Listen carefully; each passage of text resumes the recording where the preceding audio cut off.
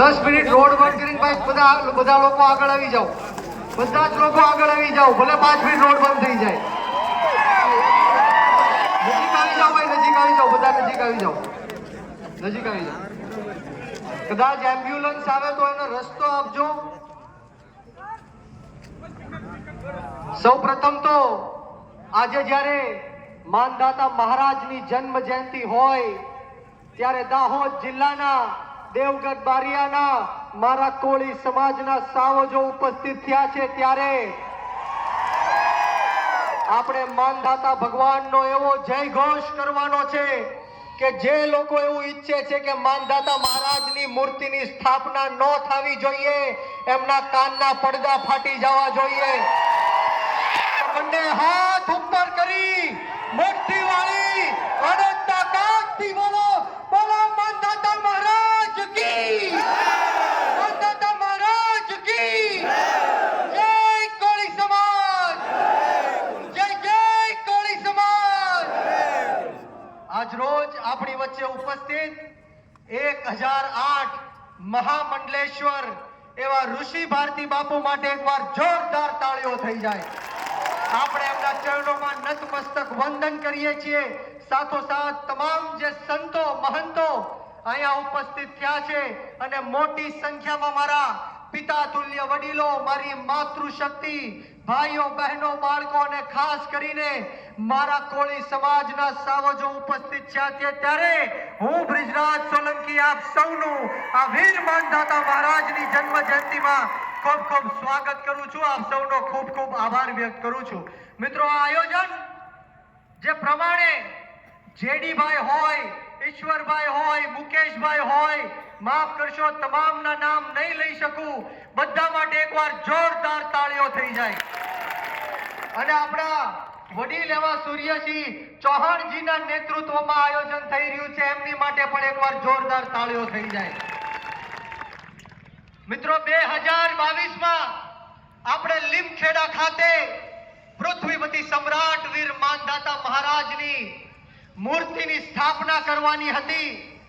પરંતુ એમ કેમ પ્રકારે આ શાસનના કારણે, આ પ્રશાસનના કારણે સમગ્ર ગુજરાતમાં જેની વસ્તી સૌથી વધારે છે, જેની વોટ બેંક સૌથી વધારે છે, એ આપણા કોળી સમાજના ઈષ્ટદેવ માનદાતા મહારાજની મૂર્તિ હટાવવાનું જે લોકોએ પાપ કર્યું છે, એમને આજે હું જાહેર મંચ ઉપરથી કહેવા માંગુ છું કે આજે લીમખેડામાં અને દેવગઢ બારૈયામાં અમારા માનદાતા મહારાજની મૂર્તિનું સ્થાપન થયું છે. ત્યારે કોઈના માયલાના તાકાત હોય તો એકવાર અડીને જોઈ લે. કોઈ માયનો લાલ એવો હોય કે માનદાતા મહારાજની મૂર્તિને અડીને દેખાડે, એની માનું છઠ્ઠીનું ધાવણ યાદ દેવડાવવાનું કામ અમે લોકો કરવાના છીએ. કોઈની હિંમત ન થવી જોઈએ, કોઈની તાકાત ન થવી જોઈએ કે આપણા કોળી સમાજના ઈષ્ટદેવ માનદાતાની મૂર્તિને હાથ પણ લગાડી શકે. જે રીતના વર્ષોથી આ કોળી સમાજ ઉપર અન્યાય અને અત્યાચાર કરવામાં આવ્યો છે, ત્યારે આપણે સવે નાત જાત, ભેદભાવ, ભાષા, ધર્મ, જ્ઞાતિ, જાતિ બધું જ ભૂલીને એક થવાની જરૂર છે. વ્યસન મુક્ત થવાની જરૂર છે, શિક્ષિત થવાની જરૂર છે. હમણાં જ બાપુએ કીધું કે મહુવા તાલુકાના બગદાણા ગામની જે ઘટના આપણે જોઈ, એમાં દુઃખ સાથે કહેવું પડે કે આપણા કેબિનેટ મંત્રી હોય, બે રાજ્ય કક્ષાના મંત્રી હોય, 15 ધારાસભ્ય હોય, 3 સાંસદો હોય, છતાં પણ એક સામાન્ય પીઆઈ કક્ષાનો અધિકારી પણ કોળી સમાજ ઉપર જે ન્યાય ને અત્યાચાર થયો છે એની ફરિયાદ લેવામાં આવતી નથી. ત્યારે હું આપ સૌને જાગૃત કરવા આવ્યો છું. હું ભાવનગરથી આપ સૌના આશીર્વાદ લેવા માટે આવ્યો છું અને એક જ સંદેશ લઈને આવ્યો છું કે મારા દાહોદ જિલ્લાનો કોળી સમાજ એક થઈ જાઓ, સંગઠિત થઈ જાઓ અને જે આપણી સાથે અન્યાય અને અત્યાચાર કરે છે એને જડબાતોડ જવાબ દો.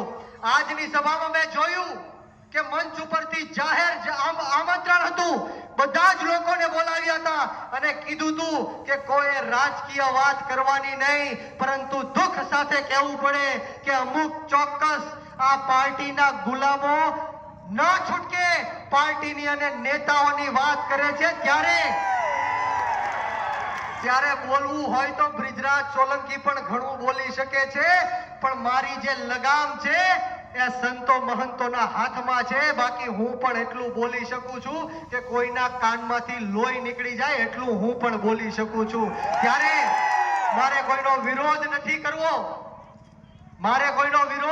કરવો, પરંતુ આજે જ્યારે એ મંચ ઉપરથી એ સભાના માધ્યમથી આપણા કોળી સમાજનો કાર્યક્રમ હોવા છતાં આ દેશના વડાપ્રધાનનું નામ લીધું છે, ત્યારે હું પણ આ દેશના વડાપ્રધાનનું નામ લેવા માંગીશ. પણ કઈ રીતના?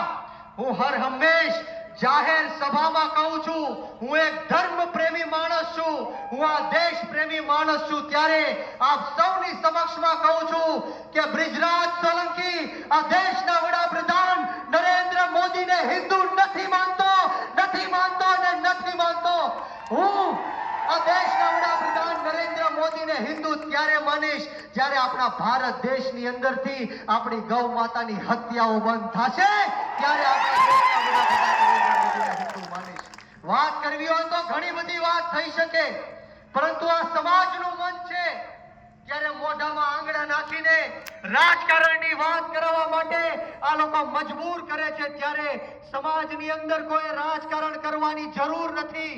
સમાજ માટે રાજકારણ કરવાની જરૂર છે. ત્યારે આપ સૌને વિનંતી કરવા આવ્યો છું કે સાચા અને ખોટા લોકોની તમે કદર કરો. આવનારા દિવસોમાં અડધી રાતનો હોકારો બનીને જે આપણી વચ્ચે ઊભા રહે છે એને આપણે સમર્થન આપવાનું છે, એને આપણે સાથ સહકાર આપવાનો છે. બોલો, તમે તૈયાર છો? કોળી સમાજ એક થવા તૈયાર છો? સંગઠિત થવા તૈયાર છો? તો બોલો, માનદાતા મહારાજ કી, કોળી સમાજની બોલો જય કોળી સમાજ, જય વીર માનદાતા. ખૂબ ખૂબ આભાર. જય હિન્દ, જય ભારત, જય જય ગરવી ગુજરાત. ખૂબ ખૂબ આભાર. ચીફ ઓફ કોલી ગુજરાતથી